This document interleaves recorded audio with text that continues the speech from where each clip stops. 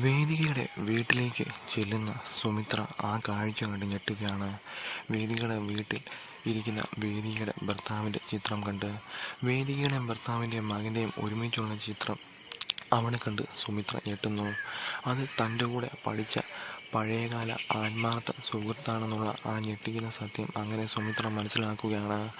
വേദികയുടെ ഭർത്താവ് തൻ്റെ ഏറ്റവും വലിയ പഠനകാല സുഹൃത്താണെന്നും അയാളും സുമിത്രയും തമ്മിൽ വളരെ ആത്മാർത്ഥ സൗഹൃദം ആണെന്നും സുമിത്ര തിരിച്ചറിയുന്നു. അങ്ങനെ വേദികയെ വിറപ്പിച്ച് ആ വെളിപ്പെടുത്തലും സുമിത്ര നടത്തുകയാണ്. നിന്റെ ഈ ഭർത്താവ് ആരാണെന്ന് എനിക്കറിയാമെന്നും അവൻ എൻ്റെ ആത്മാർത്ഥ സുഹൃത്താണെന്നും പറയുന്നു. വേദിക ആകെ പേടിച്ച് വിറച്ചു പോവുകയാണ്. മകളെ ഭർത്താവിനെ കൂട്ടിക്കൊണ്ട് തിരികെ വേദികയുടെ വീട്ടിൽ നിന്ന് കൂട്ടിക്കൊണ്ടു പോകാൻ വേദികയുടെ വീട്ടിൽ എത്തുമ്പോഴാണ് സുമിത്ര ഈ ഞെട്ടിക്കുന്ന കാഴ്ച കാണുന്നത്. അതോടുകൂടി വേദിക ആകെ തകർന്നു പോവുകയാണ്.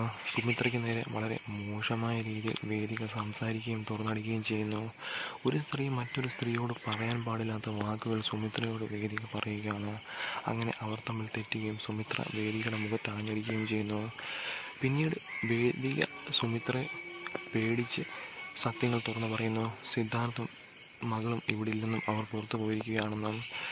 ഞാൻ തിരികെ വരുമെന്ന് സുമിത്ര പറഞ്ഞു പോകുന്ന വഴിയാണ് സുമിത്ര വേദികയുടെ ഭർത്താവിൻ്റെ ചിത്രം കാണുന്നത്.